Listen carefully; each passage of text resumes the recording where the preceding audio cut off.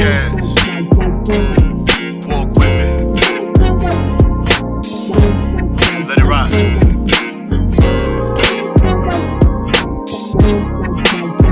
That's right.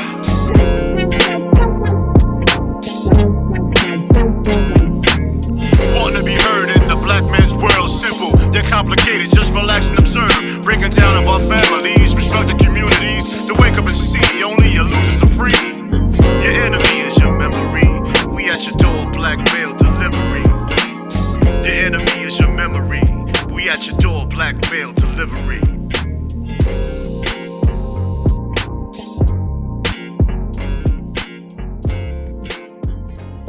Want him to go somewhere where it was diverse. Oh, nah, that's a terrible reason. Because you'll be shocked how diverse a HBCU, especially a good HBCU. But a good HBCU is diverse than the motherfucker. It's not just black people there. You know how many white people go to Central? I was surprised. It's a bunch of them. Dude I work with. But you know why? It's what's Yep. can't think of they the get word. a minority scholarship. They get the thing. Yeah, They get a minority scholarship. I'm not mad at that. Yeah. But we can't get a minority scholarship at a traditionally white college university. And I went to one.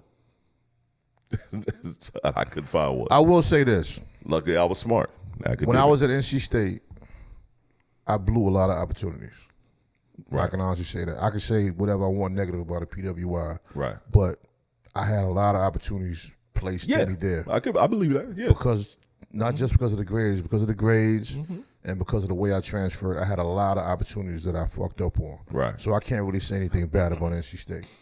I didn't like the classrooms with 300 people in them and shit like that. That shit is intense. But that's part of the... That's part of university, especially a big university. Bro, them auditorium classes be crazy. I've never been intimidated academically, but the first class I had that was 300-something people, I can't remember what class it was, but I knew it wasn't something in my wheelhouse. When I say my wheelhouse, I mean anything dealing with math, anything dealing with science of the mind and shit like that.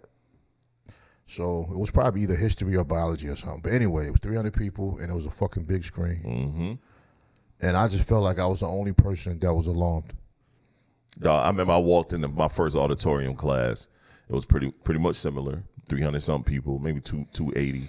The professor, big screen. The professor, it was like a camera to kind of watch him. We was up so high. He walked in, right? He no bullshit. He said, "I want you all to look to your left. I want you all to look to your right. I want you to look behind you and look below you. Some of these people may not be here by the end of this class." He real. Bro, and literally when he said that, at least five, it might be more, but I knew 5 people around me stood up and said, I already don't want to deal with this shit, and walked out. I feel that. Well, it was crazy. He was hard for no reason too, though. That's the other shit. There's no connection between professor and student. No, it's not. In the HBCUs, you have that. Now, in a PWI, you may have it, but they have select students that have that. And then every once in a while, you have a professor that's so into teaching. Right. Almost like in higher learning, how Lawrence Fishburne was. Right. Sometimes you get that. Yeah. But you have to go to that person's office hours and really talk to them one-on-one to get that. Hey, man. And when you're a child, I totally agree. As you are a child, you're not thinking, let me talk to him on his office hours before I give up on his class. Because a lot of times the teacher or professor that's tough on you is tough on you because they see something. Right. And how many of us understand that 1920? Just like when you hoop. You don't. Man, why coach always making me run? Coach sees something in you and he wants to push you. When you're a child, you don't see that shit. I remember one of my professors walked up to me at the end of class. He said, "Mr. Jones." I said, "Yeah, man." He said, "Hey, this class is a part of your major. You know you can't have below a B." He said, "You got a C. And these next couple of grades, I don't know." He's like, "You got a low C. I don't know if you're gonna have enough to catch up." He was like, "I want you to do your best, this, that, and the third." He said, "But I'll offer this class again next semester." Yeah. He said it's at 7 in the morning. Well, how did you receive that? I received it well because he was a good professor. If he wasn't, it was on. And I'm always kind of self-aware. I was on bullshit, bro. I'm DJing the clubs. I'm running around. I'm doing the most. I was on bullshit. I knew. Most of us are. Yeah, that's my point. So when he said it to me, I love the fact how direct he was, because I knew I was on bullshit. So he kind of corrected and shifted some things. He shifted my thought pattern. I was this close to getting that B, actually, too. I was super close to getting that B. And he, because I did like the 2 tests I had to do, I got a full A on, and then it was like an assignment I got a B on, but it wasn't a high level B. It was like a mid-tier B. I was like 2 or 3 points off. I came to politic with him. He said, Mr. Jones, he asked me a question. I answered this. I can't exactly remember what the question was. He looked at me. You got the B. He gave me the points. So I didn't have to take it over. Because he asked me a question, I tightened up when he said something about it. But I was coming in that class. He knew I was. Well, the thing with that is that interaction and conversation, many young men are unable to process information and see the benefit of it and accept it. Yep. Like, I've only had 2 professors in my life that really, really impacted me, and one was my freshman year. But when I went back to get my degree, this is how I really got into thinking about psychology before I met Christopher White or whatever. He basically just stayed on my shit, yo. Right. Nothing I did was good enough. Even if I got an A, I know you can do better. Right. And after a while, I realized, yo, this guy's all right. Mm-hmm. Yo, he used to see me walking on the yard. He hated hats with the stickers on them.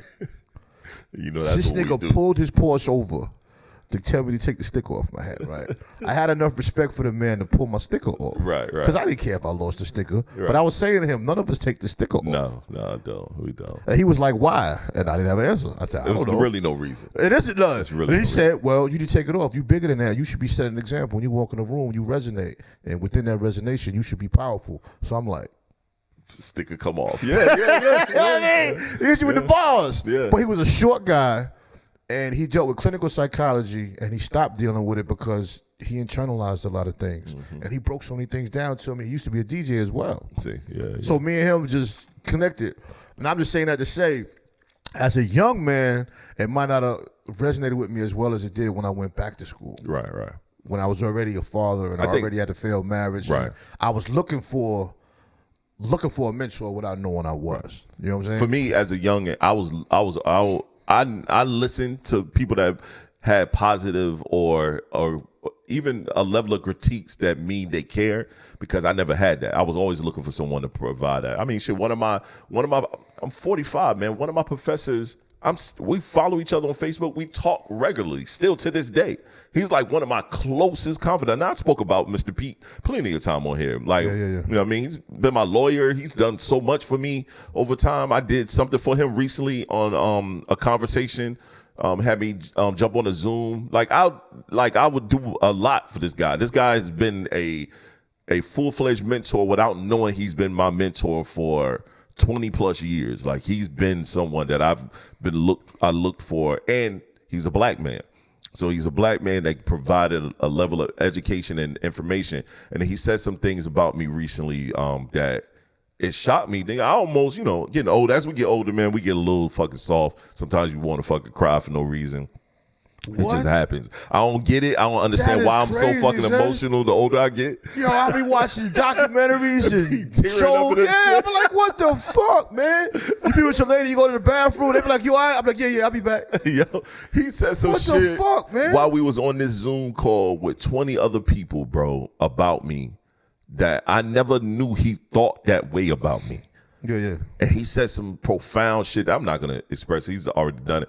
And I sat there and I was like, Mr. Pete, thank you. But when I got off that shit, nigga, my face started watering up. I was like, God damn. Like, never thought that's what you wanted to hear from someone who saw you at your as a child, mentally trying to grow, and then watched you over time as an adult with children. But what's funny is we don't understand how powerful that actually is. Powerful. But we're taught, not really taught, but we're brought up within an environment where that's considered being weak. Yes. But in actuality, that's also being strong. Yes. Because those that never get a grasp of those emotions, a lot of those are the guys that are in prison, or the guys that grow old and alone, and they have a level of misery and pain within themselves that they don't know how to deal with because they never learned how to process failures and shortcomings. Right. Because failures and shortcomings aren't anything but part of the process. And if you can't process that, all of that stuff comes to a head. It's almost like being in a relationship and you don't communicate the things that are going up and down, up and down, up and down. You just act like it's not there. One day that shit might explode. No, it's been there. And then neither one of you acknowledged it, and both of you were sitting there fighting. And then without knowing it, you both wake up the next morning not knowing why the fuck y'all arguing. Yep. But which one of you were gonna budge and say this is foolish? Right. Hopefully one of you. Well, let's pause for a second. Welcome to the Black Male Podcast. TS is who I am. So he died to see who I am. He hit the record button and didn't even tell me. I could have said some crazy shit and fucked up the whole dialogue. That's how this guy do. I'd have bleeped it out for I wasn't gonna put him out there too crazy. Nah, he lying. Every time he tell me he gonna bleep ourselves, he don't bleep shit. I fix it every time. Hell no. He fixed time. it by letting y'all hear what the fuck I said. And then there's always somebody on TikTok trying to attack me. And you know something? When y'all attack me, I don't even care. I ain't even mad at it. That shit be funny as shit. 'Cause you know what happens when you attack me? The interactions go stupid. Let's go stupid, man. But we back, man. We took some time off. I know we went straight into the conversation, but we took some time off. It was some well-needed time.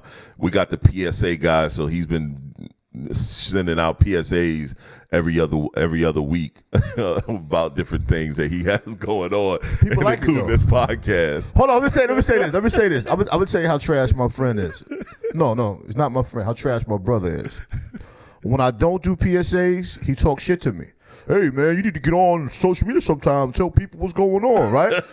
I look for you to do that. I look for you to do that. When I don't do it, he talks shit. And then when I do it, Mr. PSA. You know what I'm saying? You can't win. Look, you can't win with families. If I don't be the hypocritical person that I am, you're gonna look at me like you ain't got nothing to say about that. Two things can be correct.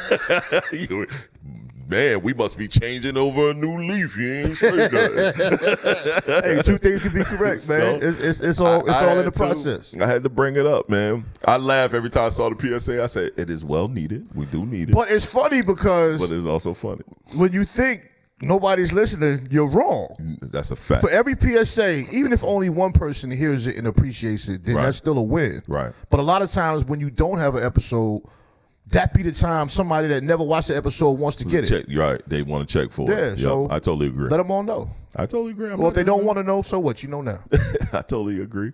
And I want to jump back into what you were saying. You're right about that. When you get into those arguments with your partner, and then when the next morning happens, neither one of you know why you were arguing, what caused the argument. Because a lot of times it do be built up, pointless things being built up over time that has nothing to do with neither one of you. But just personally you, but you just put it on your partner. And I think when we had our last guest, we had Dave Cannon on. We spoke about that. Good brother. That was one of those things why it was like necessary that I took that week off from work and went and spent the time with the boys, and then also did some time with my wife, because we had an episode where we just had a fucking argument for no reason, and I knew it was my fault. And I knew it was my fault. I like that. You know what I mean? Accountability. I like it. Yeah. So I had to fix it, and I even spoke about it in that episode where I had to step up, fix it. Let's go do something and apologize at the same time, because a lot of times it's cool to just go do something, but I think acknowledgement, acknowledge the fact that you did something, and have a purposeful attention to apologize and say why you apologizing. Not just saying sorry. A lot of motherfuckers just say, "Oh, I'm sorry," but why are you sorry? You know what I mean? Why are you apologizing? Let me give you the reason why I'm apologizing. That's always been my thing. I try to be purposeful in my apologies. Let me let you know I'm sorry, and this is why I'm sorry. I shouldn't have did this. I overreacted on some things because I'm going through this, and this mentally right now, and it's nothing to do with you. And I don't want you to internalize anything that I'm dealing with. The greatest apology is the follow-up actions, though. Yes, that is a fact. You know what I'm saying? Especially dealing with a woman. Yes. Sometimes with us, an apology can be just like, all right, cool. Right. Yeah. I'm just glad you care. Yeah. Because you've been making me think you right all the fucking time. You're right. But dealing with a woman after you apologize, you got to show some attention. Yeah, it's the activity afterwards. Right. Bro. And that's why I went. Yeah. And took her out of town. Sometimes it's not even a lot, but it has to be consistent. Sis, let me apologize. Let me go take you somewhere to show my appreciation. And I'm not going to even front, be more transparent. My wife, a couple weeks ago, she said, she brought it up. We were just in the bed doing our normal conversation before we go to sleep. And she said, let me tell you something. I said, what's up?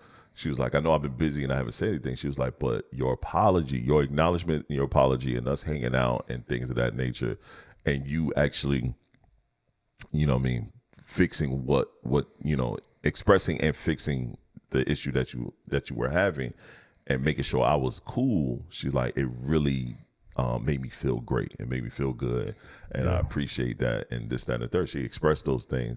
And she was like, it's just like always, it just makes me fall more in love with you. I'm like, shut up, corny ass. I just laughed because she corny as hell. He was going that way. My wife corny as hell. Man. I call her Mary Poppins. She corny as hell. Go ahead. She corny as hell. That's the L7 work. Come on. Oh, yeah. She corny. Corny as hell. She's a square for real. And I just laugh. I'm like, girl, shut up. Go to sleep. That's good work, though. You know what I mean? But it feels good sometimes, especially when they also acknowledge that they see you fixing things. We've been together for mad long, man. When you've been together for so long and they've been married for a long time, sometimes you take for granted each other or take for granted certain situations or moments where you like, oh, she already know, she understand what I'm going through. No, or he understand. Now, the sad part is I don't know how women internalize that and how they fix certain things that they may have done wrong. A lot of times they think just tooting their ass up or giving you some head, that's enough. And it's like, no, ma'am, that's not enough. Sometimes I need a level of acknowledgement.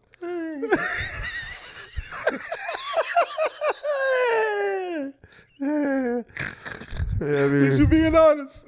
yeah, sometimes, yo, I don't care no more. You know what I mean? Like, that might not be the right way to do it, but you know what I'm saying? Hey, man, you know that thing you do. I mean, hey, bro, let's catch a flight. I'm just saying, bro. I'm a complicated creature, man.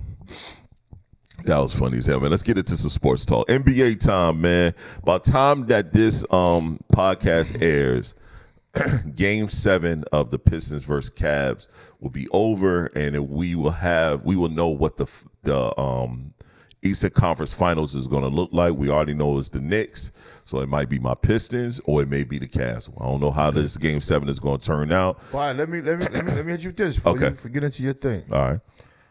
As a Knicks fan, you know I'm chilling. I'm waiting. Everybody getting healthy, whatever. As a Pistons fan, what is the problem that has to be resolved to end this series? Not even looking past. Right. Because you got to win this game. What, as a Pistons fan, what you see needs to change for them to win this game? Darren needs to do what he did in Game 6. He needs to do what he did in Game 6. He didn't have 20 points, but he had 19. He was attacking the basket. He was rebounding. He was blocking shots. He was doing a lot of the things that he was not doing from the Magic's game to that Game 6 of the Cavs game. He just wasn't doing none of that shit. You know, he had one game against the Magic where he actually did that. No shit, he didn't. He had no games against the Magic where he actually did that. No, none.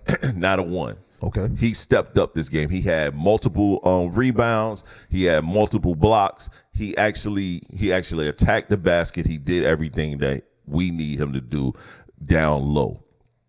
And that helped with some spacing. We need our shooters to continue doing what they're doing, shooting finally. That shit is looking good. We've been getting some space and pace. That's been good. Our defense has been impeccable the whole time. No game has been a total blowout. One game looked like a blowout, but we caught up and we ended. It was I think it was 109 to 103 or 110, 103, something like that. We caught up. We was getting blown out. We was getting beat the fuck up. But third quarter came and we started stepping up on defense. When you finish, I have an observation. But I think Darren definitely needs to continue doing what he's doing, and I need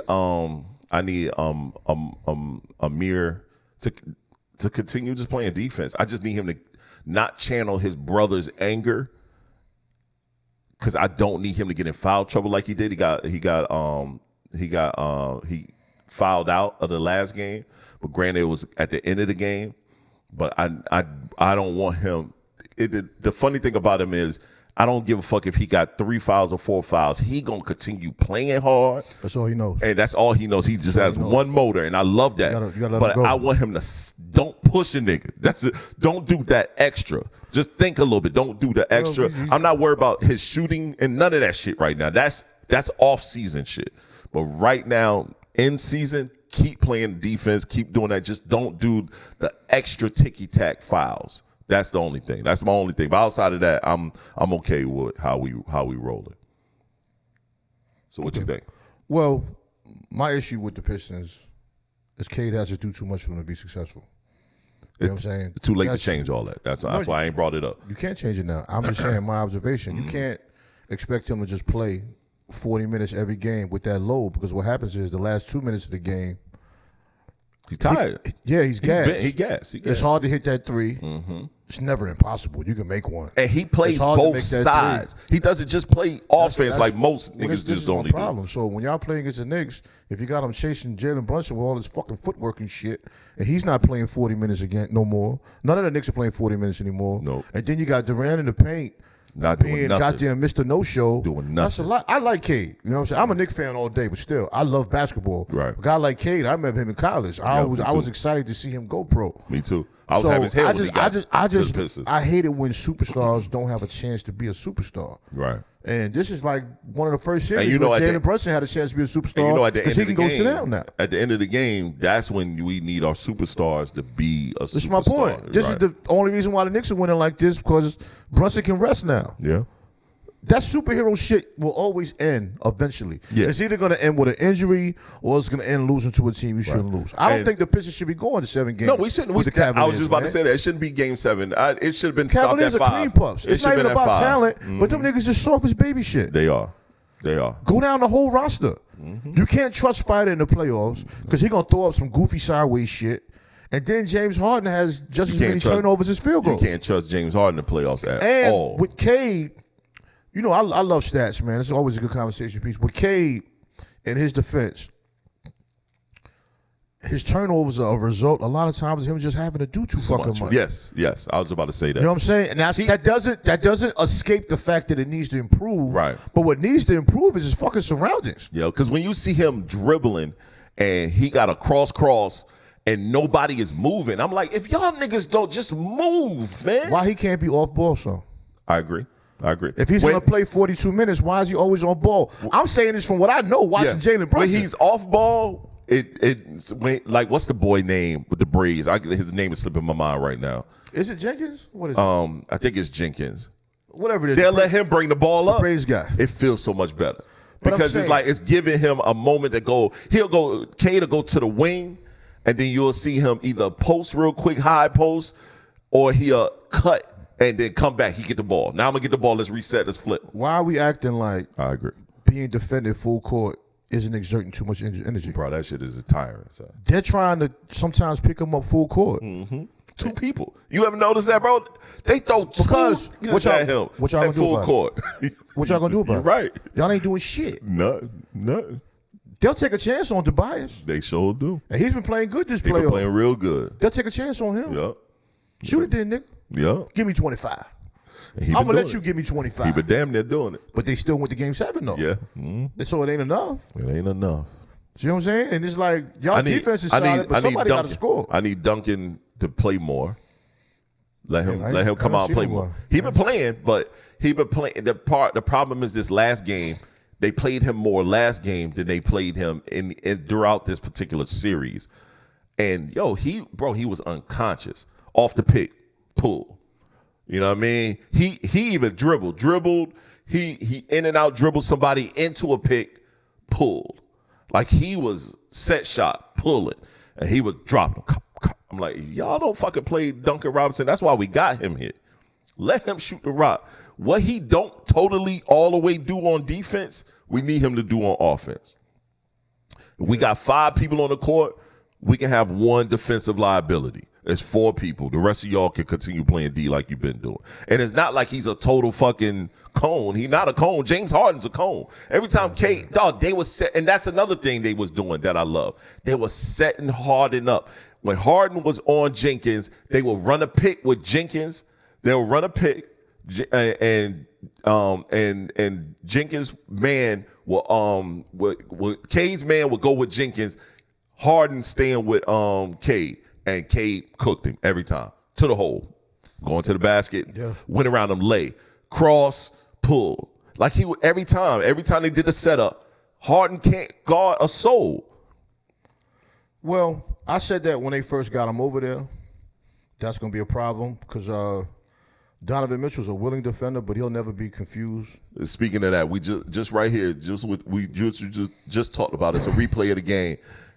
Cade just had a turnover because Durant, big ass, brought his man all the way up too close, and he couldn't get the entry pass because he was up too high, which causes a double team that wouldn't happen normally if he would have just, instead of going high post, he would have stayed mid to low post. He would have got this shit. How does that happen in the playoffs then? You won 60-something games during the year. Sometimes when a player, as someone that played basketball, when you've been missing and ain't playing well, you overdo the things that you've done well. You overdo it. Sit your ass down. The problem is this. Paul Reed playing good enough with Paul Reed. I was about to say Paul Reed was hooping. Fuck that nigga. It ain't about your name means nothing if you're not producing in the playoffs. I think the Cavs need to sit damn James Harden down sometimes. I agree. I'm gonna tell you something I seen with James Harden. Look just now. This is what I don't like about James Harden. I can remember when him and Chris Paul was on the team. Mm-hmm. And this is the danger about the internet and cameras. We see a lot of shit we shouldn't see. I seen Chris Paul trying to talk to him and him knock his hand out the way. Yep. Did the same shit to Spider. Yep. Where the fuck you think you going with this nigga on your team, bro? Because he think he's still something that he is. Son, if I got 8 turnovers and you come to me and say, bro, run the pick and roll with me, 2-man game, let's just get it done. Right. You put too much pressure on yourself. How am I mad at you? And I got 8 turnovers and 3 field goals. And all you doing is dribble. And these niggas is sitting here like this. That little step back shit he used to do that worked on everybody. Who's gonna be all NBA from the Cavaliers team? I don't think nobody. Be No, honest. Spider probably. Probably Spidey maybe, but it'd be second team. Okay. Where James Harden gonna be at? No team. You shut the fuck up. No team. I think they already started calling the all teams out already, and I don't think he's on that shit. This year you listen to me. Yeah. And that ain't big dick talking. It's real. We trying to win. No, I agree. Spider out here got 40, and Harden got 9 with 8 turnovers. I agree. And you mad? I saw it, man. The camera probably did it on purpose. I looked at it. I said, "Yup, he on that same bullshit." Yeah. Then the end of the game, the interviewing Spider and Harden. Yeah. Spider could be a dick and be like, "Yo, I try to say to James, woo, woo, woo, but he knocked my hand out the way." He would never do that, but he could. Why not? I'll do it. Fuck you. I ain't want him to trade for your punk ass anyway. Right. He ain't doing no better than what's his name Garland was doing. They made it further. They couldn't get past the first round with Garland. In spite of. Okay. They made it in spite of. Right. But then you could also look at it, maybe Mobley and Jared Allen are doing more than what they're supposed to do. They not. I mean, well, you got your boy. Mobley definitely ain't. You got your boy Strauss. That white boy with the little ponytail, he been hooping. Strauss. Okay. That boy been hooping, son. I mean, he been playing some great D. He been hooping. Well, it's neither here nor there when you compare players from this year, that year, but I did notice when Harden pushed away Spot. I don't like shit like that. It's almost like I'm with you. It's almost like with the Knicks, where niggas was getting on Karl-Anthony Towns for a long time. It took him 70 games. I like the fact Mike Brown finally coached him different. Well, Karl-Anthony Towns had to be able to accept the coaching. Right. He actually asked for it. Okay. It took 90 games. But, you know what I'm saying? Hey, don't matter, as long as you wife acting right now. We getting along great. We ain't gonna do that. But allegedly, and Karl-Anthony Towns spoke about it, and Mike Brown didn't oppose. He approached Mike Brown, saying we need to do something else with this offense, woo, woo, woo. So Karl-Anthony Towns is getting less shots, but he's actually averaging like 8 assists per game per 36 minutes. And for a center, that's fucking amazing. And I will say this, I always knew he was a good passer. Tony in the normal center. I always knew he was a good passer, but right now it's ridiculous. This nigga's throwing amazing passes to cutters. Right. Now I don't want to hear nothing about the defense not being solid. It's hard for a 7-foot nigga to hit cutters like that. Right. Outside of Joker, I don't know what other 7-footers are doing that. Right. Sabonis had a season where he did it with Sacramento, but I don't even know if Sabonis is on the radar anymore. Wemby. We can't count him. boy different. He's the dog. same thing. He's different. When we used to talk about LeBron. He different, bro. He different. He's an alien, bro. I and everybody. No, I'm about to say I was not a Wemby guy. No, I'm not gonna hit you with that one this time. I could have, but I can't keep bringing that same thing up. I'm gonna say this to you. I made a post about Wemby and how Paul Pierce said that's the best basketball player you ever seen play. Right?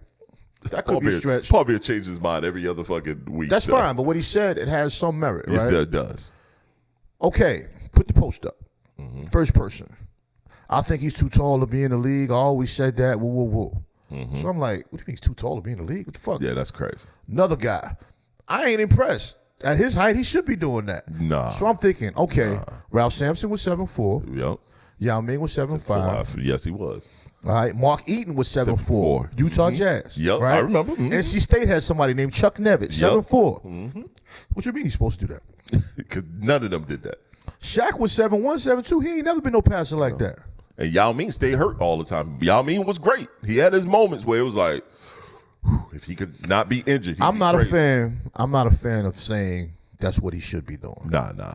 But that's what they used to say about LeBron all the time too, which was weird as fuck. It depends when you say it. Right. Certain things, like being an 18, 19 years old, going to the NBA Finals, you can't tell me he's supposed to have did that. No. Being 41 years old, right, still being dominant in spurts, you can't tell me he's supposed to do that. Nah. And don't give me Jordan.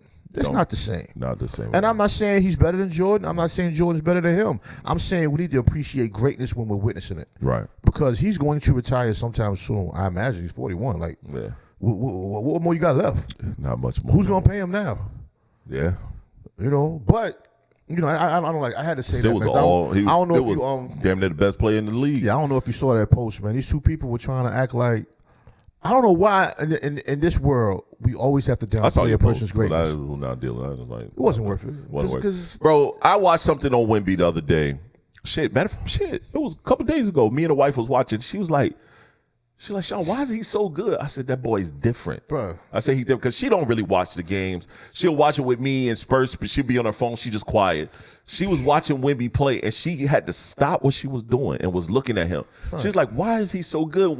Is he so taller than everyone? This nigga jumped on a pump fake from Gobert. Yes. Gobert did a nice little step under and went up. And Wemby blocked it with a backhand. Yes.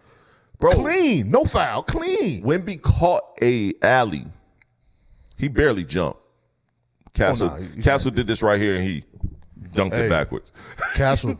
No, that's another thing we'll talk about later. But Castle. Wemby, I told the wife, I said, Wemby is one of the only players I know who can come down the court because they did where he was with Jamal Crawford, and Jamal Crawford showed him some moves. He did it in the game. I said he's the only person I know who can take what Jamal Crawford showed him. So everybody 7'4" should be able to do that. Right. That's what I was about to say. Take what Jamal Crawford showed him, chicken wrap someone for the leg, did the same crossover, twing. Bro, and then go with Hakeem, dream shake you in the game and do it right. Because every time Hakeem showed somebody how to do a dream shake, he did not. No one could do it right. Gilbert Arenas said it don't work in today's game. Gilbert just be talking. That shit worked if you do it right, and then turn around and still show a level of aggression and meanness that we have not seen in a long time from an NBA player. Like, bro, he's too tall. He could shoot. Now, it was a point during this Timberwolves shit where it was like, bro, stop shooting a three so much. You were 1 for fucking 10. Yeah. Just, no one can stop you. Just go do what you do. But at the same time, I'm not going to be critical. He's still a young player. That's the danger. That's the scary part. Castle is amazing. I love what he's doing. You got to look at how he was blessed to be mentored last year by Chris Paul. Yes. I think we talked about this before. I think they need to value the veterans again, man. Yeah. Even if you only sign up for 1 year, Chris Paul had an effect on that team, bro. I agree. Somebody said something that disputed your thing where you said early in the season. You might change your mind now, but early in the season when they were talking about Castle, Fox, and what's the other kid? What's Harper? Yeah, I think it was Harper. The other guard that's with you got Spurs. You got Castle, Vassell, Fox, and Harper. Right.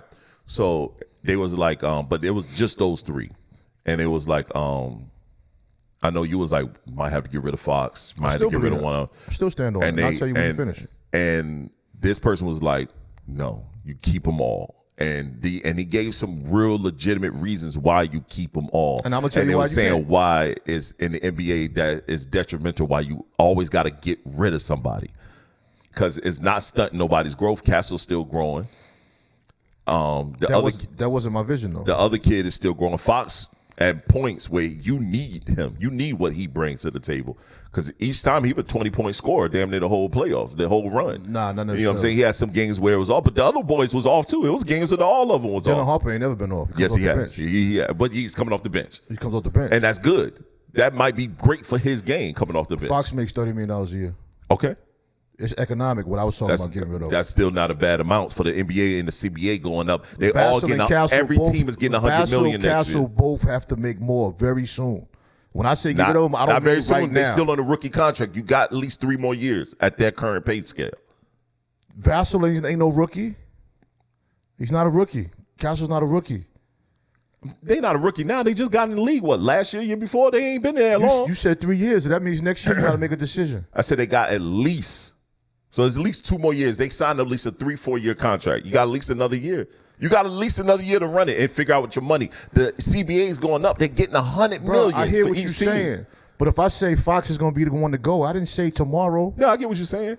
If they make a run this year and next year, they're not going to pay Fox $30 million again. This is the end of this shit. The way he been playing, they might have to. Nah, man. We're not looking at the same games. Fox ain't been that dominant factor when you're going to pay somebody $30 million. He's been playing damn good that they need that. So if you get rid of somebody, that means you actually dumping them because they're not good? No, I'm not saying that. That's an asset. I didn't say that either. That's an asset. Exactly. Yeah, that's an asset. Somebody's going to, if you're making deals, you got all of these young niggas. I think they're going to get rid of one of the young niggas before they get rid of him. I don't think so because Fox is already making his money. It's going to be an economic decision. Unless he just come out and do some crazy astronomical shit. Well, they definitely in the Western Conference Finals now. I mean, they was expected to be there. They was expected to be there. We'll see what them in OKC, how that's going to be the weirdness, seeing OKC, what OKC does against Spurs and see what the Spurs do against OKC and the referees. Mostly OKC.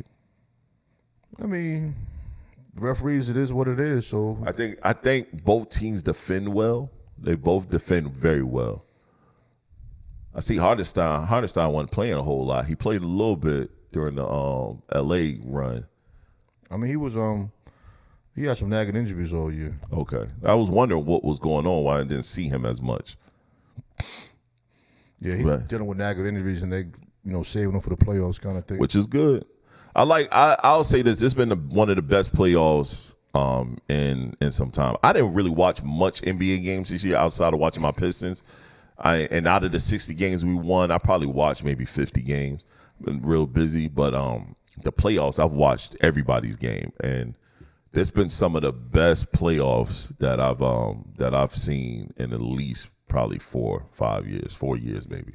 It has. Some of the best playoffs. There's a lot of parity in the league that you couldn't tell in the regular season. Right. Because a lot of teams, and my Knicks are one of them, a lot of teams didn't figure it out till late. Right. Mm-hmm. And as a fan, you could be like, why the fuck did it take so long to figure it out? Right. But I think the players have too much power because coaches are scared to change too much too soon because they're scared to lose the players and they're scared to lose their job. Like years ago when a coach came in, they put their system in right away. Boom. Right. Even with the Pistons, he didn't come in there and just change everything immediately. It was increments. Right. You got to do it. You know what I'm saying? Years ago, coach come in, they'll change everything. True, but a lot of time that wasn't effective neither because there's a lot of coaches. I didn't say it worked better. I'm just saying sometimes. So I think the gradual. Some teams take longer to get it together. I think the gradual changes that coaches been doing, and these are been new coaches, because back in the day, those coaches that just make changes immediately was like the Paul Silas and all them niggas that didn't win shit. Well, I mean, they never worked, but you gotta look at fan bases. So y'all have a fan base of hardworking people. Right? Yes. The Knicks have a fan base of just niggas living a fast life and want everything done today. That's the problem. Because when Mike Brown was there with the Hawks series, they wanted to fire him. Right. Now all of a sudden, we going to the finals. We going to the finals. I mean, how do you change Stephen A. Smith? Yeah. Overnight. You want to fire him over the Hawks series? Now, granted, they didn't play well that series, but If they lost that series, you're gonna fire him after 1 year? I hate to say it, bro. That's the New York state of mind about a lot of shit. It is. And that's the sad part about it. I'm saying that. This is You my know problem. I'm a low-key Knicks fan. This is why coaches are scared to make changes. But you can't be scared to make changes because it's your team. But my thing is that's not a players have too much power situation. That's the ownership letting fan bases control your narrative for your team organization. If the ownership group would have just let the fans and Stephen A. Smith say, we need to fire Mike Brown, and then they fired him based off of that, that shit would have been crazy, asinine. Then what was the whole purpose of getting rid of Thibodeau? I'm not going to say he started it, but he put flame to it. He put a lot of flame to it. Because fans just be Kendrick Dunn talking. Perkins. Fans just be talking. But for you to go publicly and say that on a platform that powerful, and it's like, And then the first thing you say, what? I spoke to Leon Rose and all. Man, he probably ain't speak to none of these niggas, bro. I know they tired of you throwing their name under the bus, bro. I know they tired of you throwing their name. Leon Rose about what? But I know they tired of it, Why bro. is he talking to you? Leon Rose doesn't even talk to the media, son. Bro, I know they tired of him, son. You talk to Dolan too? Bro. You talk to Jalen Brunson? I know that they tired of Stephen A, bro. I'm gonna be honest, bro. And this is off kilter. I don't see First Take being around much longer. And I don't see Stephen A doing sports media, at least on an ESPN level, past the next 2 years. Past 2 years? Yep. Next 2 years? You know, the writing has been kind of on the wall about certain things. He's not really getting outside of him being on certain podcasts lately. Now he's doing his podcast run. He hasn't really been on ESPN as much. He's been kind of pushing more to his platform because he want to do the politics thing. Trump done put a lot of batteries and a lot of people back thinking they could be regular and do politics. I wish he would STFU on that politics stuff.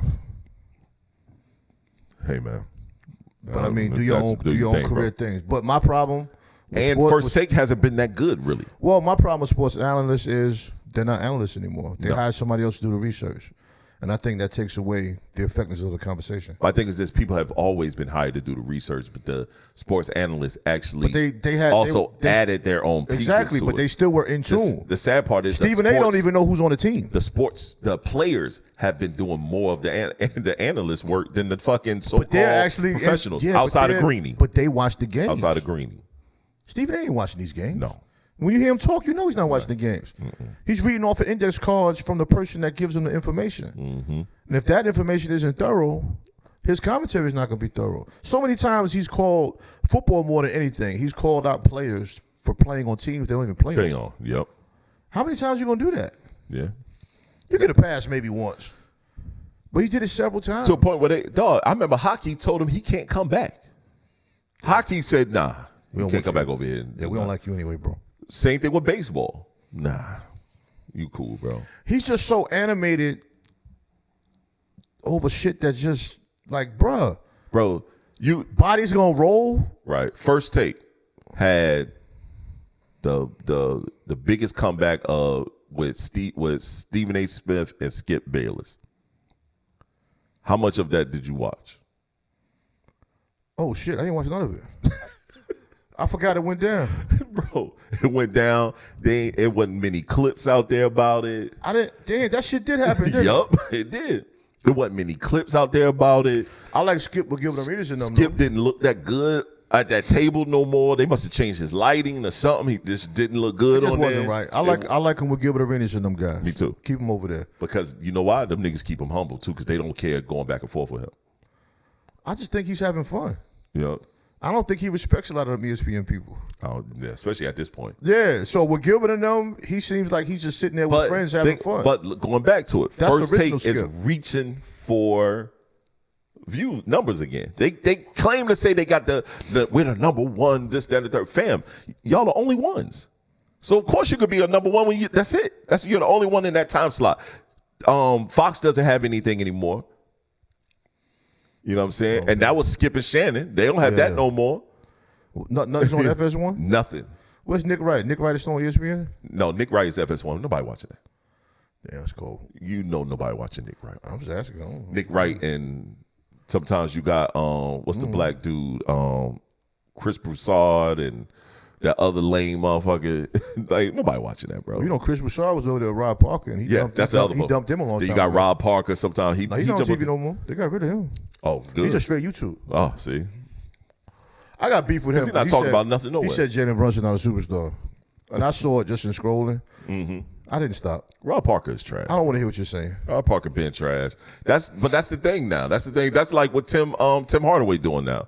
Let me hit the salacious comments and say salacious salacious topics real quick. He better than Whitlock. I'm gonna bring people to my platform that I'm now doing a podcast with these young boys.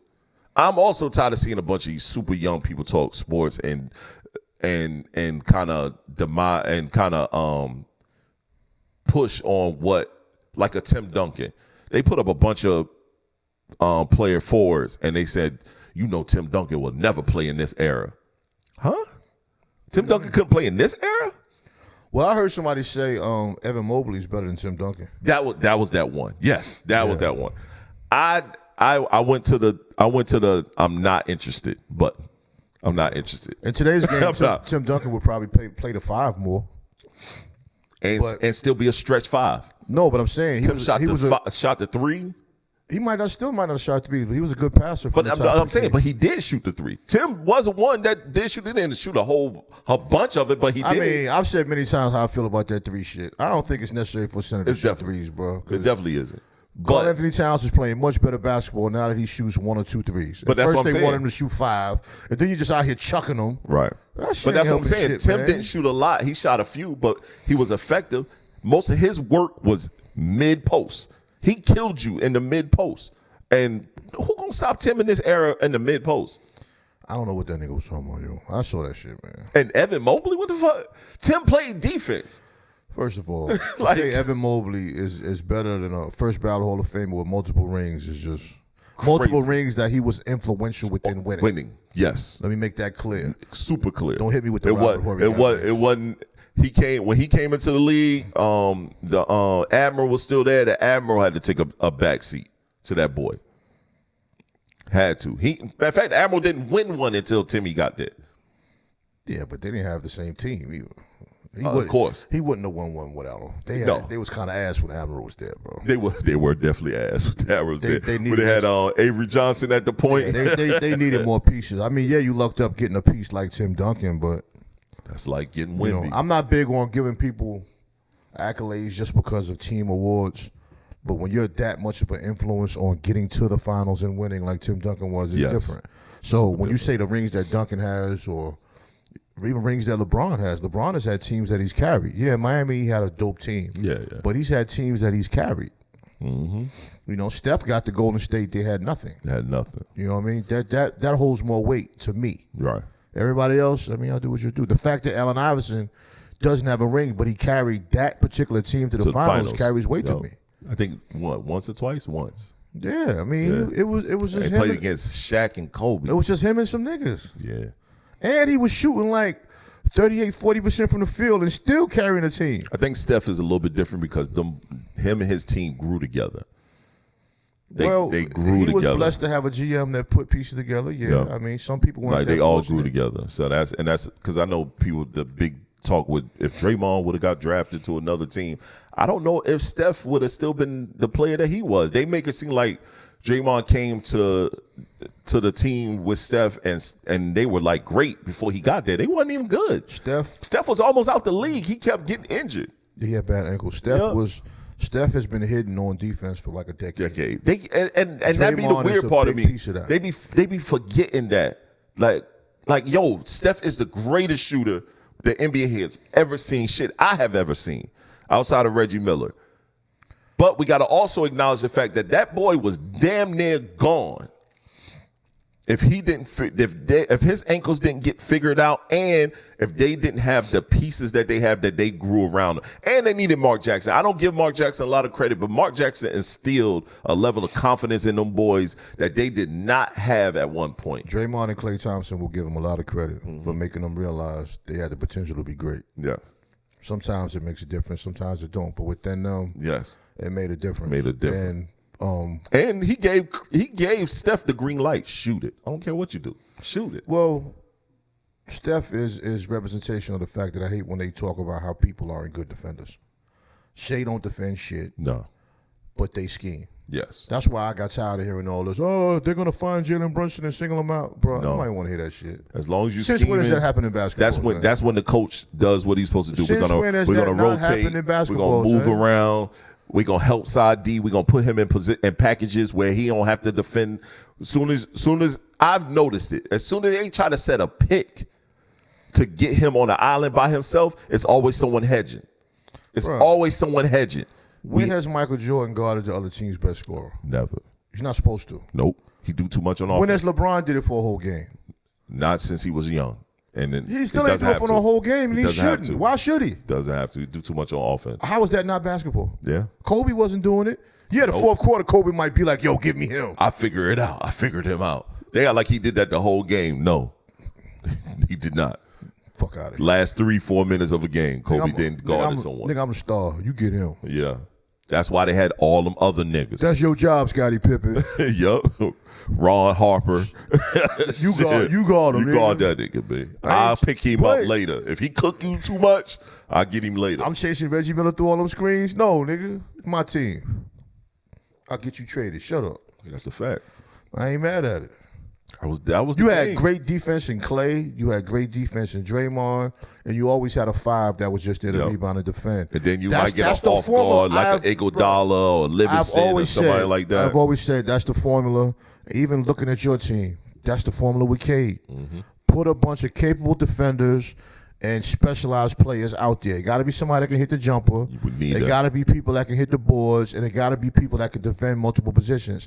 That's the formula. Yeah, because when he collapses, everybody collapses with him. When he drives, everybody collapses. That's a quick dish. And he do not mind passing. He gon' Well, look at Put that out OKC. there. You remember Jalen Williams from college? nope, Okay. Do you remember Lou Dort doing anything? not really. Exactly. Starting. Chet. Yep. You know what I'm saying? He's a role player now in the NBA. Yeah. And then Hartenstein, he almost was out of the league No, at the one sad time. part is I remember Chet more from high school than I did when he was in college.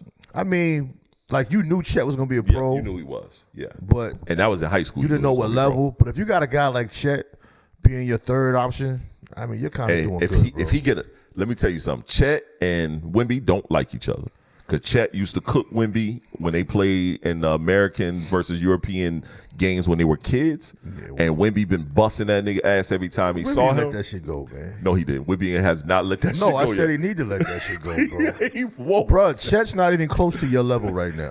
bro. You need to stay focused so you can beat them niggas, man. Yes, he definitely do. But let's switch gears. I think we've been on sports long enough. Even though I wanted to talk about WNBA, but I want to come back with some better insight on some things I've saw. Yo, it was this clip, and we're gonna stay in sports just a quick second. It was this clip. Let me see if I can play it because my this isn't acting up. Let's see if it plays. It still ain't connect right. Why it ain't connect? Give the back a story. Yeah, I'm gonna just play it right here. Dude, CTE is a real thing, and y'all act like it's not real. Yeah, it's real. Yeah, the pay, the healthcare afterwards. Albert Hayward's one of my Nah, I'm gonna run real it back. friends. I'm gonna run- The only thing I don't let my kids do is play football. Whoa, watch it. Huh? They will watch it. Why you don't like football? Because if they fall in love with it, that's the only thing I'm gonna tell them they can't do. CTE is a real thing, and y'all act like it's not real. Yeah, it's real. Yeah, the pay, the healthcare afterwards. Albert Hayward's one of my real friends, and the way he was paid in the NBA and the way they treated him. I mean, in the NBA, NFL. Yeah. And the way they treat him after the NFL. Nigga, how dare I tell my kids to pick up a football? Like, I need help, and you're the good one, but what about the ones that junior sales? Yeah. Right? Y'all just call them crazy until what? Y'all can dissect their brain? Right. No, ask questions, man. Go home with these people. Right? But nah, man, that's too much banging in the head. Squirrels don't deserve that. So, I put in a comment. I totally agree. Flag football is all they playing in my house. That was it. I had so many people. I got over 26 replies. I got over 5,000 likes, and so many people were saying I'm soft for not letting my kids play football, or they should put you. Are you buying panties for them? Now, right, because I don't let them play football. Granted, there's a lot of people that was like, yo, I'm in the same boat. I'm not letting my kids play. My kids don't play. I'm going to flag football games right now. This, that, and third. You know, the comments be hilarious with that shit. Panties. Right. Now, and you know, I let my oldest play football briefly. He played 1 year football. I realized, and I played football. Shit, you played football. Yeah, but They I don't didn't play teach. till I was grown. They don't teach. See, I only played in middle school, and I played a brief moment in high school. Basketball was my sport. I don't really like getting fucking hit like that. So it was like I'm sticking. I mean, with my that. son played it. He didn't like it. He quit on his own. My thing is this: they don't teach. Even then, they taught you how to hit. They taught you how. They don't teach it. I watched my son football game practices. I watched every single practice. I ain't seen not one hitting drill, like nothing. But then we would watch videos of AAU kids running in a circle and then doing the bull hit thing, especially in Florida and Texas, and Georgia, where they play a lot of football. These are kids going head on, and they're not even tackling properly. Their helmets are so big, their helmets are hitting each other head on. And they're just doing drills like that. I'm not a fan of it. I'm just not letting my kids play that stupid ass sport. I mean, I love football. We both watch football. Everybody's responsible for their own household, bro. That's how I feel. You know what I'm saying? If you don't think it's safe for your child, that's a choice. It ain't got none of being soft. That's like people that say go to the military and make a man out of you. Yo, all y'all kiss my ass. You're right. You know what I'm saying? So that's like acting for a man don't go in the military. That's the reason why he has difficulties handling things as a man.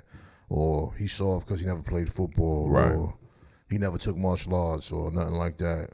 Hell, I'd rather have my son do martial arts or some shit than play football. I don't want nothing. You could get injured in every sport. Yeah, doesn't matter. But football is the something head piece is what's football the problem. is like it's like being in a car accident every game. Every single game. Collision sport. Every what I'm single saying? game. And my little one, he wants to play football. He wants to play tackle football. He's been trying to get me to let him play because he does so well. He feel like he does so well in flag football. And I'm looking at him like that shit don't translate.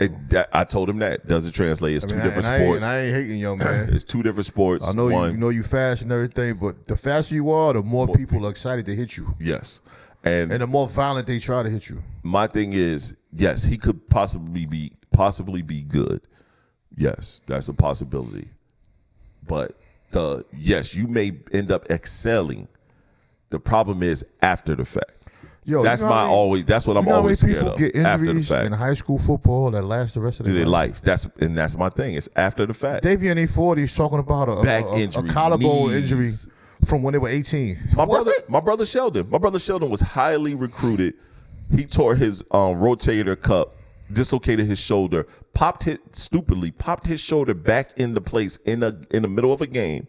Still played because he had scouts in the joint. His shoulder has not been the same since. His shoulder pops out of place all the time. He done had 2, maybe 3 surgeries on the same shoulder. And that was high school. He's never been able to recover fully from that shit. Anybody doing that, man, I ain't got time for that.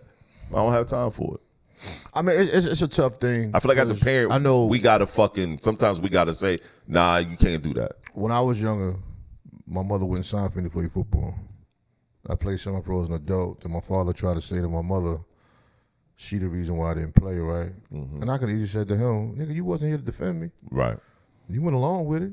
I said, but as a kid, you just want to do shit. You know, a parent is supposed to make that decision for you. It's not always going to be right. Right. It's not always wrong either. No. But with the information you have, you make that choice of what your child is going to do and what they be a part of. But, I mean, these kids now are stronger, more athletic at younger ages. And when I see some of the videos of these kids, 10, 11 years old, and how hard they're already hitting. That's why I don't like. And it's not good hits, bro. No, they're all head on. Oh, that's crazy. You know what I'm saying? Now, when you look at old football, yeah, there were a couple people that got paralyzed from playing. But those hits are like coming to the body where they're really tackling. Right. Now, straight head collision. Straight head hunting. Yeah. I mean, yeah, it's a penalty for it, but some of these headhunting situations aren't even intentional. And they just taught. don't know how to tackle. And they being taught. You suck it up. You gotta get them, knock them down, put them on their ass. It's like, come on, fam. Teach the kids how to wrap people up, man. Hey, man. I want my son. Hey, to grow man, flag healthy, football man. in the Olympics, bro. I want my son to grow healthy, man. Me too. Me too. College intramurals. Fuck it. You can be a legend in college intramurals, man. I get you a trainer, go all the basketball camps you want, son. Learn how to hoop. Go play tennis. Another podcast, we'll talk about all that that training stuff in high school sports now. But quick one, we'll just jump in and out. AZ dropped that new album. It's kind of sort of new. They did some revisions to certain records from Do or Die 2. Did you listen to it? Yeah, I listened to the whole thing. You're the project guy. Yeah, I listened to the whole thing. I enjoyed it. I mean, AZ can rap his ass off, bro. He's never been a non-rapper to me. He can rap. I think the sequencing could have been a little bit better on that particular project. Or he didn't do it with Master Pill. He did with Nas. It's on Master Pill? Is it? Okay. Yep. Well, and that was all about the highlight again. Here go Master Pill doing it again. And Nas. Shout out to Nas. Nas and AZ was just on one of them late night shows. Mike Fallon and one of them performing and whatnot. Shout out to Jimmy Fallon, man. They got a song together on the new Do or Die. Nas been like highly promoting it and his project and whatnot. Yes, it's on Master Pill, but he been highly promoting it. And he AZ been asked certain questions like, do you think you underrated? He said, I don't know if I'm underrated. You know, he started naming other rappers. They was like, do you think you missed out? He said, yeah, I missed out on some things, but he took accountability. He said, it's been my fault on a lot of different things I missed out on. I stayed with labels too long that I probably shouldn't have been with. I probably should have signed a contract over here that I didn't sign. He was like, there's a lot of stuff. He was like, I was happy and content on how my career is going, so I don't totally see things as I could have been or, you know, should have been. Like, I was happy and content with where my stuff was going. I'm making money. I'm doing what I'm supposed to do. I'm out here moving and shaking. I'm highly respected. Like, he said a lot of dope shit that you don't hear from artists a lot of times, even seasoned artists, because he's a seasoned artist. Yeah, man. You know what I mean? You don't hear that a lot of times, bro. AZ, man. You know He's dope lyric. I always like this style. You know, Yeah, he got a certain style. Got a certain style. I Be wish a Brooklyn he- cat, too. I wish he didn't do the hair paint, man. Yeah. I mean, I'm nitpicking, but you know, I like Son's style. I get it, though. When I saw the hair paint, I was like, not AZ doing that, man. Yeah. You had the ill ways forever, man. Yeah. He got the Beijing going on a little bit up there. But I saw the whole thing was straight paint. Yeah. I was like, It might be camera throwing some things up. The Beijing is extra. The Beijing is extra up there. It's OD. When you on camera, it looks like Yeah. if Look an everyday person do it, you Yeah. kind of get away with it. It look The camera, fake. You need more hair. He should have hit the hair follicles. there's no hair follicles on the top. But son. you nitpicking. We ain't even had to highlight that. I'm just saying. son. We ain't had to highlight that. Let's we had proceed, man. I get what you're saying. Man. I saw it too. And I ain't even clown. I was disappointed. I was like, not AZ, son. Yeah, Like, if Nas ever do it, I'm going to be like, come on, son. Yeah. Not Nas, man. Yeah. Nostradamus. Hey, at least it ain't sweating. You won't see it dripping. I ain't seen that. It ain't dripping. And he I been don't know. he been in the camera a lot. He might not sweat. I ain't think I've ever seen this nigga on this many podcasts ever. He don't really- or interviews. He been doing a lot of interviews. And Bleak spoke about it when he started his podcast, man. A lot of these guys have personalities that we're not aware of. Right, fact. Nas actually Still love Bleak's pod. Not Nas. AZ actually speaks very well in all his interviews. Highly articulate.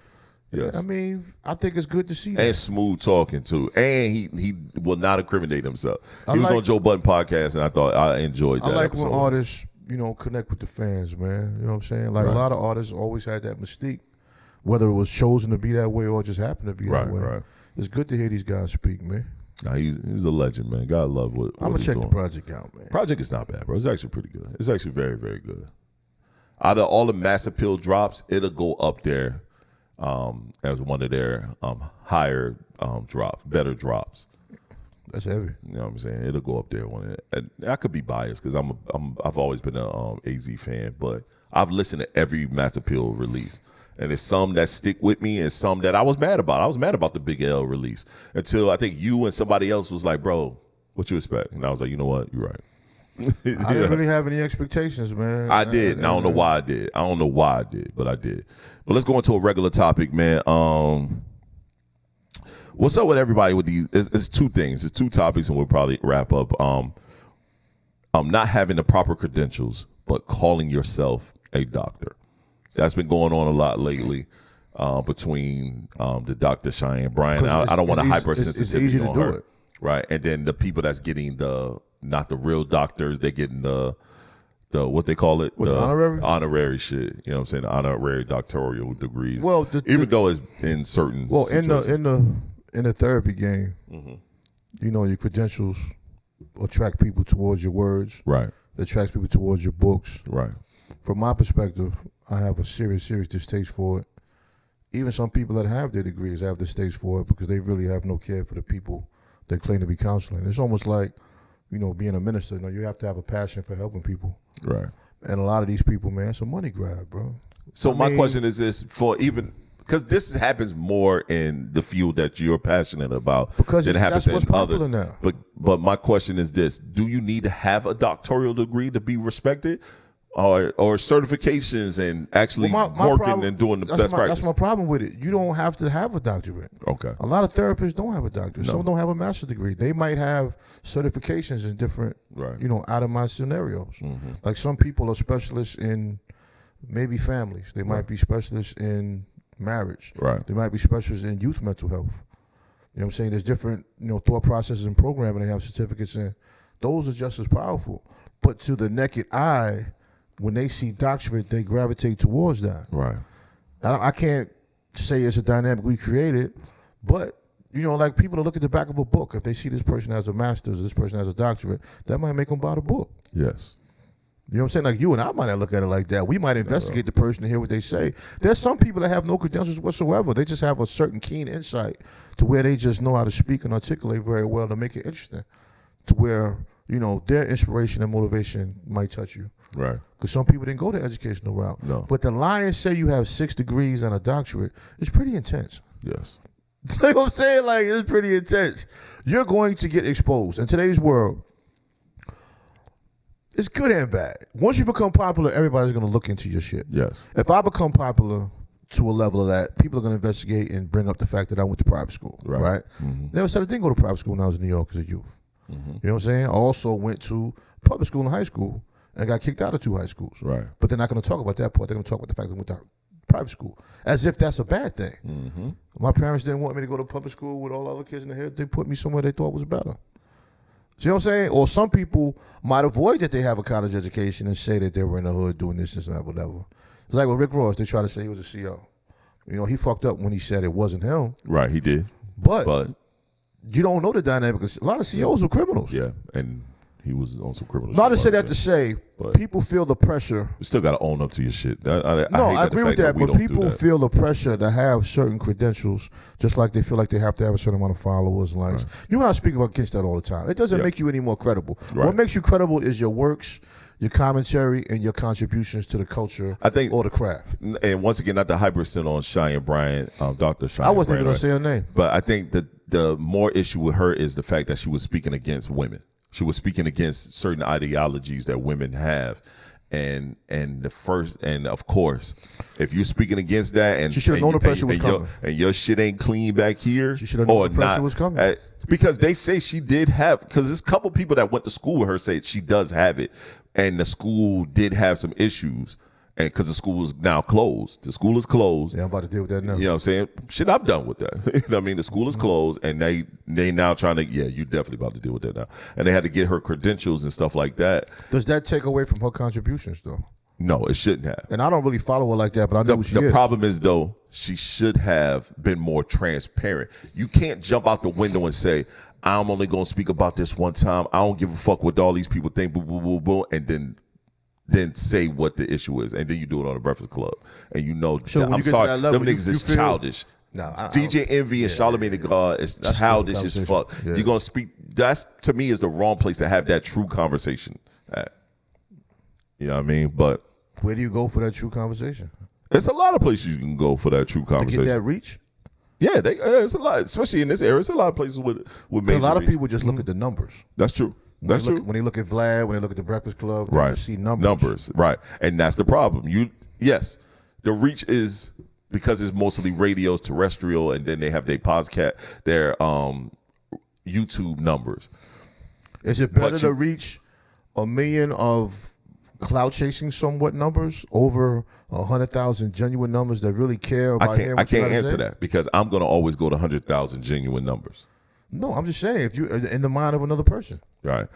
I can't. The sad part is I can't say because can't everybody. say 'cause you just did. You just said people you are would go so 100,000. cloudy. So people get the problem is we're in the clout chase world. So That's she what I'm might go saying. straight clout. Let me get these million views, and out of this million, and the sad part is out of this million, the 500, 600,000 negative reviews could hurt you more than having going to the $100,000 crew and maybe getting 20,000 views that Well, wasn't like I say, agreeable into what you had going on. I just want to see what you was going to say. But for myself, I would rather go to a person like Jason Wilson that I know is in that field and take like maybe a tour of 10 people Right. that have reputable podcasts within Yep. the motivational therapy world and just compound that to get to my outreach. Black male podcasts. Instead of going, oh no, we're going to talk that shit. Instead of going to that one person that might seem to 1 million people. Right. But them people don't like you. Nope. That out of that million, 750,000 are trying to find something wrong with you. Yes. So Easily. was that effective? No, it wasn't at all. You know what I'm saying? That's like me paying a PR person that's just going to send me to places that listen to Everything. Young Mac and Cheese. Everything. MC Young Mac and Cheese or something. It's You know not what I'm gonna work saying? for me. It's Know not what I'm gonna saying? work. But that's not helping me at all. I'd be No. better off just getting this 10,000 outreach of people that actually want to hear unfiltered hip hop. Right. You know what I mean? That's how I look at it. But some people don't look at it. All they see numbers. I need those numbers. Yep. No, I agree. But now you there, and they gonna come for you. They they ain't gonna gonna stop. come. They definitely gonna come. I think last topic or maybe discussion. I kind of want to talk about this or just even bring it up. When you finish, I got something to ask you about. Okay. Is it about what we were just talking about or was something different? No. It's Okay. about a post I seen. Oh, okay. I want to talk about young men. Now I have a 15-year-old son who's moving around in the world. He's hanging with he's hanging with friends and stuff like that. He's also being I respect the fact that he has taken things that I've passed down information wise. Well, I thought he maybe wasn't listening. And he's been so far utilizing those things on his own like and it. things of that nature, which I fucking ecstatic about. Love it. So he moves with a level of street knowledge where he's like, yo, I know this ain't for me. He'll remove himself before anything happens. Dope. I want to talk about the young man that was killed, the Fulio kid in Florida. He was killed. He was set up by a girl. He went to a girl. He got set up. Way too common. And a bunch of guys shot him up, killed him. The other part is one of those kids grew up kind of like how our sons grew up in a good neighborhood, mom and dad around, passing great information, the same thing that I just said that I just bigged my son up for. But because he wanted to be a street nigga so bad, he thought running with these guys and killing this boy, he didn't see any consequences. The young man his name is Sean Gathright. He was convicted of killing Jacksonville rapper Julio Fulio, which his name is Charles Jones, who was ambushed and shot in Tampa on June 23rd, 2024, while celebrating his birthday. Prosecutors agreed the killing was a coordinated gang-related retaliatory attack tied to Jacksonville's rivals. Jacksonville's rivals. Surveillance footage and cell phone footage and location evidence location evidence, and they just said footage and other evidence were central to the prosecution case that happened in May 2026. So that happened just recently. He just got convicted. So Gathright, and the three co-defendants were found guilty of first-degree murder. They're all getting life in prison. This young man, he cried, screamed, he was sad. I didn't understand. He made it seem like he didn't understand what was happening, what was going on. But you pull that trigger and you have consequences of everything you do. And I told my son this. I tell my son this all the time. My oldest, you got to remember, you're the first to go out into the world on your own within this home, between you and your brother. And whatever you do will greatly affect your life going forward, good, bad, or indifferent. It's going to greatly affect your life going forward. If you with some friends and y'all go over here and your friends steal out the store, you stole out the store. Most definitely. Not just your friend, you stole. Everybody that's together, everybody goes down for the same thing. If you're in a car with somebody and one of your homies in the car got drugs on him, you got drugs on you too. And you only got everybody getting charged with the same shit. You only got two choices. Yep. Neither one of them's good. Yep. Neither one of them's good. Either you gonna snitch or you gonna eat the charge. Either one of them ain't good. Hey, man, I hate to tell you, man, I promote snitching. If you ain't doing nothing, they ain't got nothing to do with you, niggas need to hold up their charges or you need to let it be known, them not mine. I mean, that's that nigga shit. Still ain't good. But it still ain't good. You're gonna have to fight for yours. Yeah. But there's repercussions. Yeah. Repercussions and consequences of those life decisions, bro. It sure is. Knuckle up, nigga. Yep, it sure is. And so I'm looking at this young man. You can look at the picture of this young man. I might even post the picture up. Look at the picture to see the picture of this young man. It scares me because when I see these little niggas, yep, they little niggas. They little niggas, bro. They get straight up. Y'all, look, I would see you and laugh at you. Easy. You out here taking people's lives, man. Bro, shit be happening in Triangle Town Center Mall. We live in the North Carolina, Raleigh area. Triangle Town Center Mall has been a mall forever and a day. Is now going down. It ain't about shit. That used to be the bougie spot. For real. Before the Crabtree came around. I used to go. These kids in there now. After Crabtree. Huh? It was after Crabtree. Oh, see? These kids now is in there doing nothing but fucking fighting and shooting guns in the goddamn mall now. To the point where a lot of the stores are now leaving that mall. I just wonder how it even got started like that. All these kids, I don't know, man. But it's not located in an urban area. No, it's not really. No. What, they taking a bus to get out there? Yeah, you can. Because the bus goes right in the front. So you're just taking a bus to be a fool? Yep. Shit is wild. And it's weird, bro. And I tell my son, because he on some, as he get older, he think he could be able to go to house parties and shit like that. Bro, house parties, especially out here in Johnson County, them shit get shot up all the time. What do you do? Yeah. Keep him from going? Nope. I'll let him make his decision. That's the hard part, man. That's the hard part. That's the hard part. Can't even sleep at night. Right now, I'm controlling it. And I'm just spreading information, but I also give him he got a very long leash. When he fuck up, that's when I pull the leash a little bit. Think about when you go to college. Even when I went to college. Oh, when you go to college, you just got to figure it out. Them shits would get shot up like crazy. Yeah. Man. When you go to college, you got to figure it out. You're an adult now at this point. One day you're going to either get tired of that shit or you're going to participate. Yep. One another. So that'd be on him. But it's just funny, bro. I'm seeing these young men, man. I just want y'all. It's sometimes I feel like we're just speaking to a brick wall, but I also feel like it's our duty to at least but you gotta say keep saying something. We just got to say something. They hear it. They just don't want to hear right. it. You know what I'm saying? It'll resonate with some. But like I always say, I'd rather touch one and confuse a million. I mean, it's not going to resonate with everyone. But somebody's going to get it. Think about the decisions y'all making out there, man. Think about the decisions. The prison is full of a lot of promising young men that made a bad choice. It's too much emotions, man. I've been saying this for the longest. It's a lot of people in prison being that overly emotional. Get your emotions in check, man. Even with prison, bro, that ain't what you want, man. You might luck up and go somewhere where it's a little civil, but then you might go somewhere where it ain't. Don't eat that honey bun on your pillow. Fam, you go to prison for murder. You in there for the rest of your life, and you 21 years old. You haven't even seen anything. You haven't even you young motherfuckers is just fucking. Bro. You just fucking. You haven't made love to a woman. You haven't fully embraced your life as a man. Shit, you gonna have some different activity going on. You 21 looking like you 16, nigga. You in trouble. See, and that's sad. That's sad. Don't eat that honey bun on the pillow. You gonna owe somebody some cheeks. Shit. You gonna get cracked. Nigga, you better be hungry. Don't eat that honey bun on the pillow. See? Crazy, man. Crazy. Well, but definitely. I know you said you had something. That was it for me, man. This is what I wanted to bring to you real quick. It's about unemployment, education, and having a plan as a parent, instilling a plan. All right, the recent layoffs. The U.S. government laid off over 307,000 employees. UPS 78,000. Amazon 30,000. Intel 25,000. Nissan 20,000. I'm just gonna do the top 10. Nestle 16,000. Microsoft 15,000. Bosch 13,000. Dell 12,000. Verizon 13,000.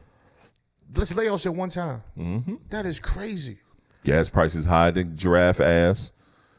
All that at one time. Stocks dropping and plummeting. Food prices going up every step of the way. And all we do promote online is going to a new country and hell, you gotta and more time. Birkin bags and them dumbass AP watches that Swatch put out for $300. I don't even want to see them. We're promoting consumerism heavy out here. I don't want the temptation. I don't want to see it. No, I want one. I ain't gonna even hold you. But I do too. That's why I don't want to see it. I've already saw it. I'm gonna get one. I don't want to see it. I know I'm gonna get one. See? I ain't gonna even lie to you. Don't- we gonna don't- get one together. We get matching colors. That's what we gonna do. We don't- gonna do that. I We gonna can't. get that Nick Blue, baby. I can't. Come on, Nick Blue, yeah. They got an orange one? They do got an orange. Ah, I'm gonna get that Pistons Dang, blue. where the link I'm at? gonna get that Pistons blue. Where the But let's link at? go ahead. Where the link at? We're not gonna do it. Where the link at? Just, I digress. Let's go back. But what I'm speaking on is when you work within certain industries, Yes. I see a lot of young people when they get a job, career, they Yes. get so comfortable. Yeah. And we speak on doing things outside their career all the time, using your talents just now, whatever. Now it's more important than ever. Better Like establish you're a talent. person. You always ask me, so I'm asking your opinion on something here. Put you on the spot. You're a person that got outside certifications and further learning, further training. You know what I'm saying? When does a person get to a point where they realize it's necessary to do so? Look at all these industries I told you, all these layoffs. Yep. Some of those industries that don't really have layoffs. Nope. Like I work in pharmaceuticals. Layoffs will never be that much. Right. Layoffs will be like per location. Right. And then they still bring you back, right? And I'm sad. I work in health. I work in insurance, so- and we do have a lot of layoffs. Luckily, the company I work for hasn't had one in quite some time. But but then there's why so many people comfortable, and then you have the woe is me things. I just got laid off. Just got laid off. For certain industries, that's what it is. that's what it is. I got family members that work with the government, and they was just like so distraught when it happened to them. But when it happens to other people, it's always, oh, this nigga can't keep a job. Yep. The problem is, I think,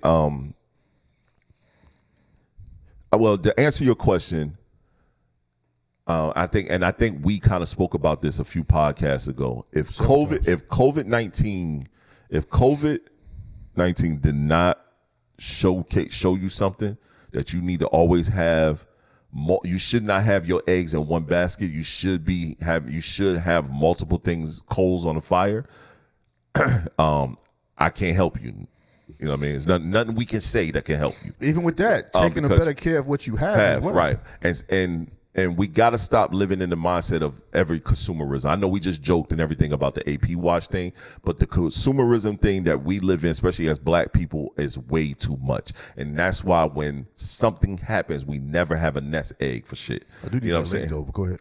Oh no, I got you. You know what I mean? And that be the problem. We gotta also stop falling victim to what's going on and start being prepared and ready for just in case. As another note, as a husband, are we having these conversations with our wives? We should. I have that. I have it with my wife. We have multiple accounts with multiple stacks of money just in case something goes fall. This house has to get paid for regardless. So if I lose my job, and I've proven that. I've lost my job where I was laid off. And for 6 months, this mortgage has never been missed. Has never been missed. The lights have never got dimmed. The shit never flickered where shit was going to come off. And I wasn't working shit. We got to always be prepared. You need to prepare. When you got a family as a man, if you by yourself, as a man by myself, the lights go off, I could deal 2 days without that bitch. I could deal with it. I could deal a few days without it. It's happened before when I'm by myself. Yeah, Once you start having, I can eat 15 bologna or fucking peanut butter and jelly sandwiches for the week. I can eat a peanut butter and jelly sandwich a day. I could be fine. I can eat just a bag of fucking veggies, carrots or broccoli or the little melody joints. I can eat that every day a week. I've done it. That's never been no issue. But when you got people that look at you and rely on you, you can't do that. I can't look at my sons and my wife and say, "Hey, this week, man, we just gonna eat this vegetable bag." Niggas look at me, no meat. No chicken, daddy? We can't afford no chicken thighs, at least. Man, that's wild. Bro, you know what I mean? No chicken You thighs? can't even afford no chicken thighs. You know, chicken thighs is the cheapest shit. You can't even afford no chicken thighs, no Wow, drums, chicken thighs. no drums. Shit, no drumsticks, nigga? Like, dog, just imagine that. That to me, looking at my family and them saying, we can't. Yeah. That shit gonna tear me up inside, bro. I sell all this shit, bro. I don't care about none of this shit. No, this shit to go. This thing. When I saw that, what I really thought about it is, and I think when Jay was here, we talked about panic mode. Yes, A lot of people panic yes, when things have to change. yes. You know, and there's a household with a man and a woman. Both people can't panic. No, somebody got to be a stable mind. You know what I'm saying? But you have And to body be almost. You have to be also okay with letting go of shit. Yes, You know what I'm saying? Because for me, it's just me. I can't expect anybody to have.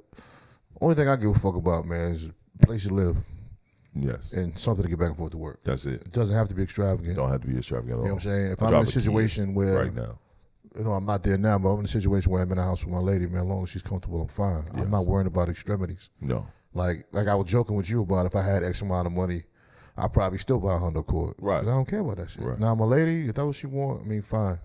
Whatever keeps the peace. You know what situation you sign up for right. to a certain degree. You know your partner. To a certain degree now. Right. There's limits to shit. Mm-hmm.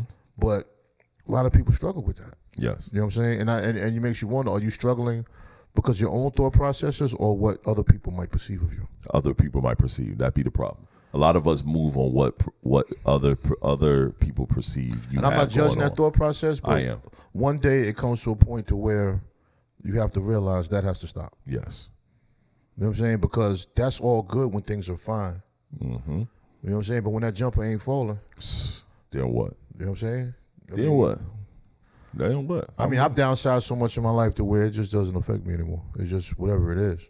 Bro, I just said earlier. I said, bro, I told my wife that I'm about to stop doing a lot of this. You know, excuse my French. It's just poor shit. I can afford a different car. I can afford certain different things, certain luxuries that I'm so adamant that I need to save, stack. And then when you see, Well, you have to enjoy when life you as start, well, though. right? And that's the thing. I've seen people my age, they up out of here. They gone. I'm at that age now where I see a lot of people I know gone. Yeah. And I'm like, yo, I'm gone. I ain't spend this money on nothing. Man. I ain't get to touch it to do nothing. I gotta go do something. I had an ex-coworker just died like a month ago. See? She like maybe 4 years older than me. See? She had dementia and everything before she died. So she had dementia before 60 See? and just broke down. Just But it's broke like, down. she used to work a lot of hours. We did 12-hour shifts when I was over there at Cree, and it's like, now you go on. Now you going. You ain't get to even enjoy life and do stuff. So you gotta. I'm not saying don't enjoy, but I also say you put something away for a rainy day, man. Because rainy days happen. Put something away for a rainy day. We make a lot of money on these 9-to-5s. All because you make a lot of money don't mean that shit don't stop. Put something up. Well, you can make a lot of money and just buy too much shit and Yeah. you still be broke. Living beyond your means. You know what I mean? A lot of us do that, living way beyond our A means. lot of niggas is rich-ass broke niggas. Yeah, that's a fact. You know? That's a fact, bro. But man, unless you got another topic, I think that's it, my boy. Nah, I mean, I'm good for this one. We saved some, but I just wanted to bring that up, man, because I just saw those layoff stats, and I shared it with a coworker, man, one of my close friends on the at my job and shit. We talked about it. Not talked about it, but I texted to him. He was like, damn. 'Cause I'm like, That's real. I saw them same stats you know, before. it's like with Pfizer, it was listed as one of the top 10 stocks to invest in, but even them right now, it's on a little downswing. Yep. But I got enough information being that I'm there, knowing it's not going to stay that way. Nope. And I bought 32 shares. Yeah, we about to fuck with that GOP1 shit. Yeah, that shit about to go crazy. Yep. But that's just another thing. And I'm good with that, man. But what I definitely want to say before we get out of here, you know, we had took some days off, and I thought about this, man. You know, the difference between dreams and reality is usually the work people quit doing too soon. And that's whatever you're into, whether it's your education, whether it's your relationship, whether it's what you do creatively. You know what I'm saying? Like, my brother been married for quite some time. You know, of course, I'm not going to be single all my life. Right. But the work you put into it, you just got to be consistent to be successful at anything, because you're going to have your ups, you're going to have your downs. There's no perfection in anything. There's a lot of things in life that seem so much fun, they seem so exciting.